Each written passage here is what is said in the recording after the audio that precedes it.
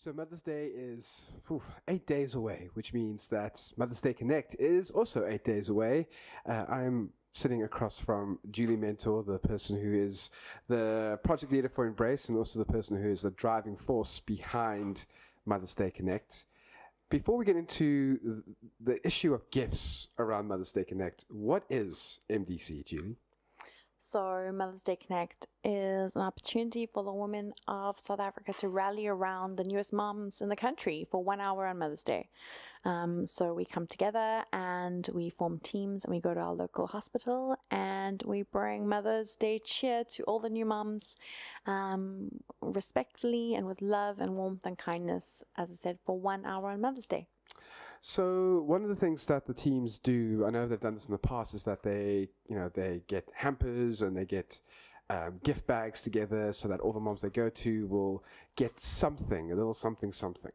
That can be a very complex issue though, because I'm sure the issue has been raised. Well, instead of getting, chocolates and fancy creams, surely it would make more sense to get like formula or nappies for the babies.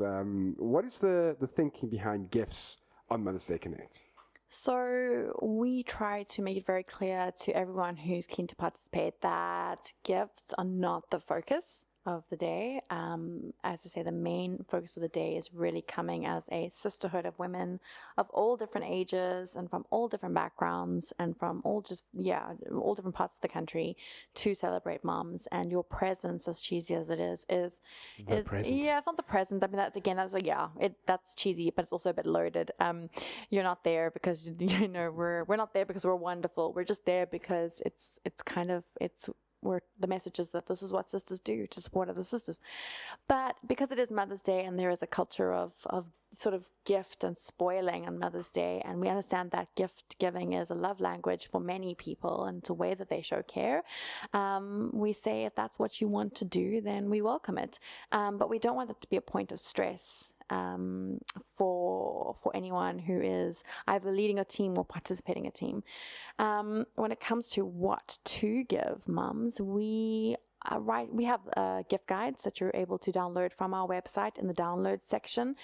They're just guides. They are not prescriptive. You don't need to get anything on the list. You can get everything. It really is up to you and your own capacity and your own resourcefulness. We do encourage people to reach out and, ask people in their community to help them donate or to bake, or companies or local supermarkets to get on board. Maybe someone who would like to be part of Mother's Day Connect but can't actually go to a hospital on the day, might want to help out in that sort of way. Yeah, absolutely. But what we do ask is that everyone remembers that this is not a baby outreach program. This is a Mother's Day celebration for mothers. And so we want everyone to be focused on making moms feel special. So as tempting as it is to go potentially overboard on buying really wonderful things for little babies, and we're not saying don't do that, we're not saying don't put in baby basics, we're saying please don't forget the moms. I think that's the message. So whether it's something small like a chocolate or a cupcake or some hand cream or some of the basics for her that will give her dignity, sanitary pads and breast pads and nipple creams and those kinds of things, or face cloths. Just don't forget her. And whatever you're planning, think about what will make her feel special and feel seen. And then we do have some sort of guideline policies around gift giving, and that we do say no secondhand gifts.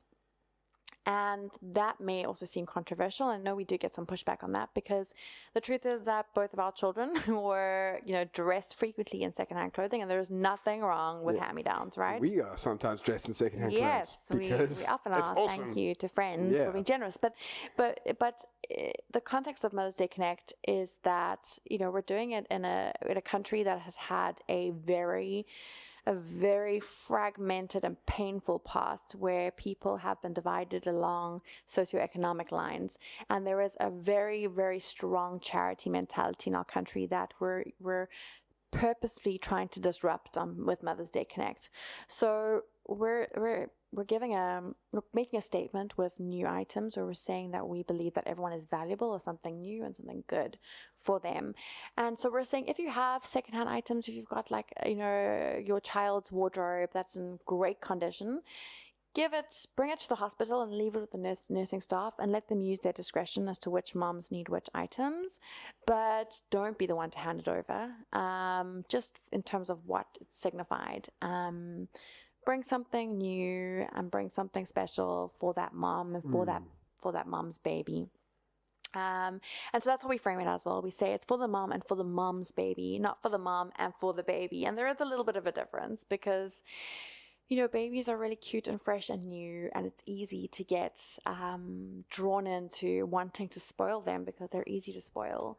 And moms might be complicated and a bit traumatized and struggling and maybe not as smiley and appreciative as one would expect. But we need to be actively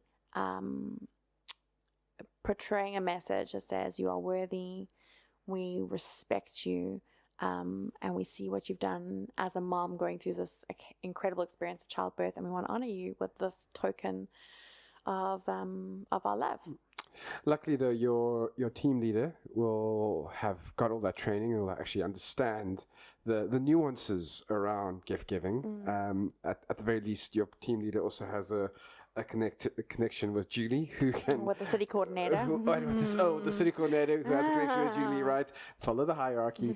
And also, it's online if you want to see the gift guide as well. So you get a better idea of what kind of things work. Yeah. And really will help you avoid those traps that are so easy for all of us to fall into with sometimes the best intentions. I think always the best of intentions. This is not about...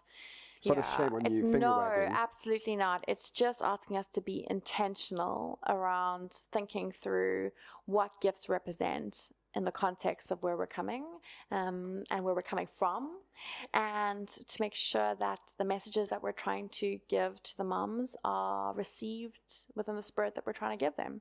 So take a look at that gift guide on embrace.org.za. And if you are still one of those people who haven't signed up for Mother's Day Connect, you can go to embrace.org.za, go there, sign up.